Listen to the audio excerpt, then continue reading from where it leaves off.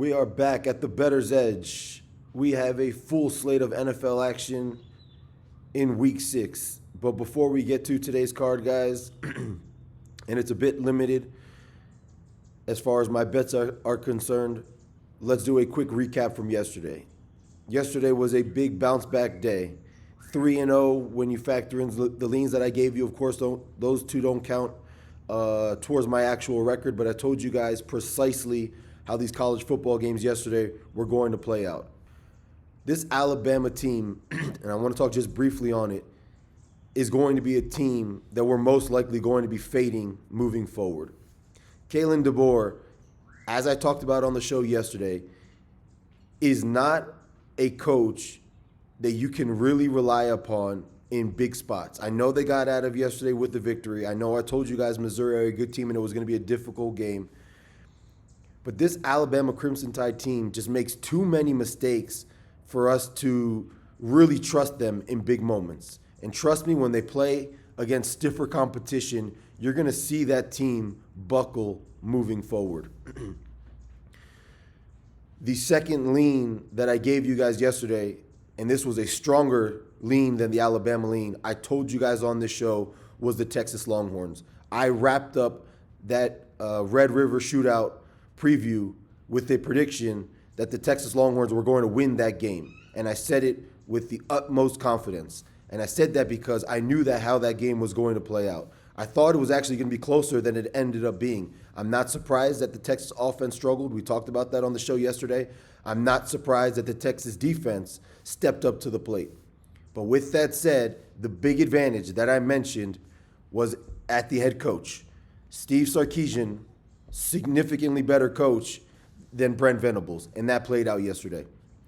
Wrapping up yesterday's card, the huge play that we had on the USC Trojans. That game also played out a little bit easier than even I anticipated. But at the end of the day, as I said yesterday on the show, it came down to just one thing. The USC offense is far too potent for the Michigan Wolverines, for their defense, of course, and even for the Michigan offense to keep pace with that USC offense. From a passing standpoint, and that USC rush attack also showed up yesterday, there's just too many weapons on that side of the ball for USC, for Michigan to handle. And that game, they ended up winning by 18. Honestly, it wasn't even that close. So we hammered USC yesterday, and we came away with a big victory as far as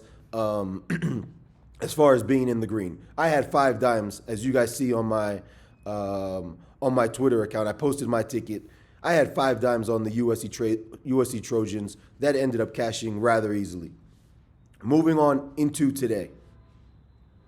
I don't have a ton of games that I like. You saw it in my NFL preview the other day. I'm going to talk about 1 or 2 other games that I didn't get into that, and I'll also talk about one game that I did talk about in the preview in which my opinion has changed. And let's get into that to start. The Arizona Cardinals on the road at the Indianapolis Colts. I talked to you guys about being kind of wary and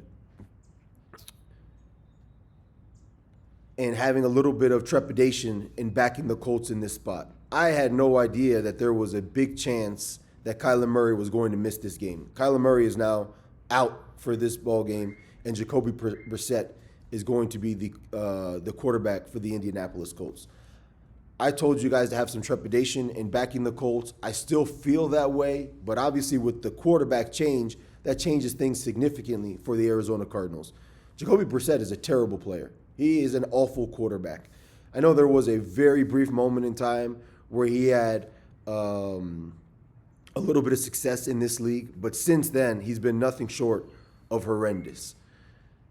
If you want to back the Colts, I would still tell you to stay away from them, but there's no way whatsoever I would even consider taking the Arizona Cardinals in this spot. From the rest of the perspective that I talked about, the Colts shouldn't be 9.5, 10-point favorites, probably against anybody in this league, if you asked me. And that includes going up against a Jacoby Brissett-led Arizona Cardinals. But no way would I back the Cardinals in this spot. Going into another game that I didn't talk about in my preview, that has a little bit of intrigue to me is the Pittsburgh Steelers today at home against the Cleveland Browns. The Cleveland Browns are an elite defensive football unit. This is probably the best defense in the entire NFL. The Pittsburgh Steelers are going to struggle on offense. We saw the Green Bay Packers play. I know this was in Cleveland, but play against this Browns defense, and they struggled for 4 quarters. They put up 10 points. The Browns ended up coming out of that game with a victory. I'm not suggesting the Browns are going to win today, but for the Pittsburgh Steelers to be laying 6 points, obviously you're going to have to put up some kind of points on the scoreboard. You can't anticipate the Pittsburgh Steelers, holding the Browns to 7 points or less. The Browns are going to score some points. The Pittsburgh Steelers defense, while it's improving, it's not an elite defensive unit. So you can anticipate the Browns scoring. If you want to take the Steelers, you really have to envision the Steelers scoring at least 20 to 23 points for them to cover this number. I don't think the Steelers are going to score 20 to 23 points today. This, to me, looks like a game that's a 17-13 type of ball game. Obviously, the Browns have a new quarterback. Dillon Gabriel is starting this game.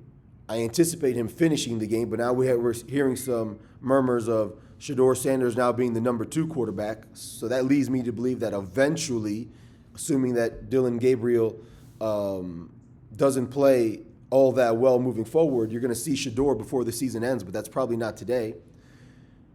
And although Dillon Gabriel is not a very good player, we saw him last week in Europe, in London, he's a poor quarterback. He's probably an upgrade to Joe Flacco. So I do anticipate the Browns being competitive in this game. From an offensive standpoint, I think they're going to put up some points. From a defensive standpoint, I think they're going to play very well on that side of the ball. And as I mentioned, this looks like a 17-13 type ball game. If you're asking me right now and forcing me to make a pick on this game, there's no way whatsoever I would be laying 6 with the Pittsburgh Steelers. The Steelers are not a good football team. I know they're in first place right now in that division, a terrible division as it stands at this moment.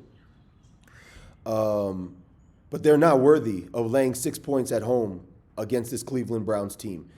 If you force me to make a play, which I'm not going to do on this game, I will tell you to take the Browns. My lean is on the Browns. The edge here is minimal. It would be on the Browns, but it's not a game that I'm going to end up taking. Another game that I have on my eye is later on this afternoon in the 4 p.m. slot. It's the Green Bay Packers at home against the Cincinnati Bengals. And I talked about this in my preview. I talked to you guys about how bad of a team the Cincinnati Bengals are. Now them throwing Joe Flacco into the mix. He doesn't have a whole lot of prep time to get accustomed to his weapons, and he does have some weapons there. That offensive line in Cincinnati is atrocious. That's going to be a major problem for Flacco in particular because he doesn't move at all, especially against this Green Bay defensive front. And this Green Bay offense is very, very strong. They got loads of weapons. They throw the ball all over the yard. And in addition to that, on the defensive side of the ball, they're a pretty good team. It remains to be seen just how good this team is. We saw them get lit up against the Cowboys. Granted, the Cowboys, as of right now, have the number 1 ranked offense in the entire NFL. But they've looked good every other week outside of that. So they're a good defensive unit. As I said, it remains to be seen if they're an elite defensive unit. There is a chance. I haven't taken it just yet, but I have a pretty significant edge in this game on the Green Bay Packers laying 2 touchdowns. I think this game is going to be a blowout. This is probably going to be a 20-plus point win for the Green Bay Packers. This reminds me, and I didn't predict this, so I'm not suggesting that this is what I thought pregame, but this reminds me a little bit of the game last week with the Houston Texans against the Baltimore Ravens. This looks like a 45-10 type of game to me when it's all said and done. I know I sit here often and I tell you guys, be very conscientious of laying big numbers in this league. Understand that most of these games come down to 1 score, and that is the case for 75 to 80% of these games. This is not one of those 20, 25% games. This game is not going to be a one-possession game. This game is not going to come down to the wire. Of course, when you're laying 2 touchdowns, there's an opportunity for the back door to be open, because if you're not up by 25 or more, the back door is always going to be open. But this Bengals team was down by 25 points against a worse team last week in the Detroit Lions. They were at home. And, in my opinion, they were playing a better quarterback last week. I think Jake Browning is a better quarterback than Joe Flacco. It's not by much, but I think he's better. They're now going on the road in a more difficult environment with a worse QB, 100% a worse QB for this matchup, because Flacco can't move with that offensive line, and that defensive line is very stout in Green Bay. And they're playing against a better team. And they were down 25 last week, and they lost by 13. You'll see on X whether I play this game or not. It's a 50-50 chance, but there is a significant edge on the Green Bay Packers. I just don't really like laying 2 touchdowns in the NFL. However, there is a lean on the Green Bay Packers minus 14 points, even 14.5 points. I wouldn't have a problem taking. The Green Bay Packers are going to win this game. It's going to be a blowout. They're probably going to win by 30-ish is my guess. That's the first strong lean that I have for today. I know I talked about the Browns. The Browns are a small lean. The Green Bay Packers are my biggest lean, if you want to call it that. For my play of the day, and I have one play that I'm 100% taking. I haven't actually bet it yet. You'll see it on X at Bettor's Edge TV. When I officially make the play, I'll put it out there. I'll even post my ticket like I always do. The official play for today is on the Kansas City Chiefs at home against the Detroit Lions. I talked about this in the NFL Week 6 preview on Friday. This is a spot where you just have to take the better team at home, laying less than a field goal. You're getting a better coach. You're getting a better quarterback. You're getting a better team. And I know it doesn't look like it right now as far as the way that the Kansas City Chiefs are playing versus how the Detroit Lions are playing. But as I mentioned, the Lions have beaten the Browns, the Bengals, the Bears, and the Ravens. And I know the Ravens in general probably aren't as poor as those other 3 teams when you have Lamar Jackson playing, which he was playing on that game. But those are some of the worst teams, especially on the defensive side of the ball, those other teams other than the Browns, in the entire NFL. These teams are absolutely terrible. So other than losing to the Packers in week 1, the Lions really haven't done much of anything, if you ask me, for them to be only getting 2.5 points in this spot. I talked about the key numbers often on this show. You're basically getting Kansas City at a pick 'em. Of course, they can win by 1, they can win by 2. Those numbers don't happen all that often. But you're basically getting them at a pick 'em. If they win this game, it's typically by a field goal, if it's a close game. And as I mentioned, this game for the Detroit Lions is going to be much more similar to the game week 1 at Green Bay than it is going to be any other game that they've played this season.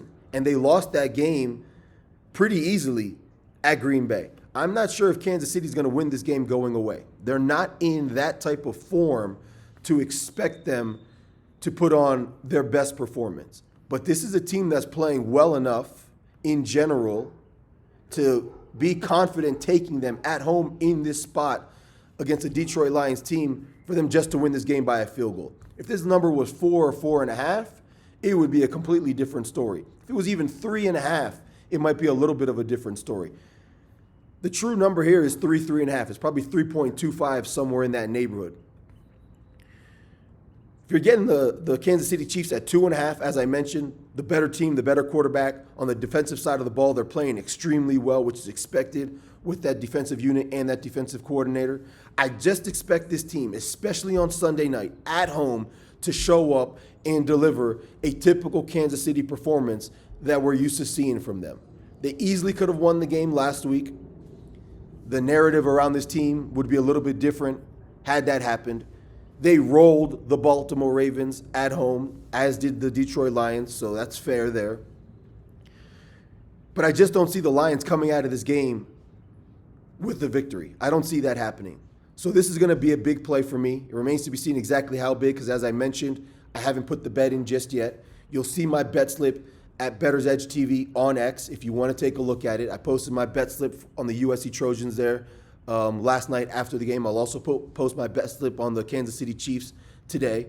They're going to win this game. The question is, how much are they going to win this game by? Are they going to win it by 3? Are they going to win it by 4? Of course, it's always possible they could win by 1 or 2. And if I take the 2.5 as opposed to taking the money line, then that could turn out to be a loser. I'm most likely going to lay the 2.5. There is a chance that I do take the money line, but the Kansas City Chiefs are going to end up winning this game. We had a huge day yesterday. I'm going to have another winning day today.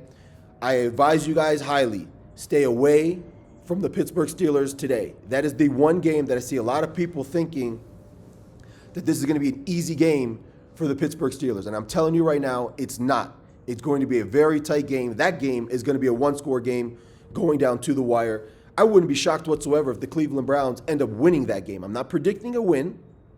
I think they do lose, but if they do win, I wouldn't be shocked whatsoever. I have a strong lean on the Green Bay Packers. I absolutely think that game is going to be a blowout. I think they're going to win that game by 20 plus. I have no problem for anyone that's interested in laying 2 touchdowns in that spot. I haven't taken that game just yet, obviously. I'm considering it. You'll see on X whether I take that game or not.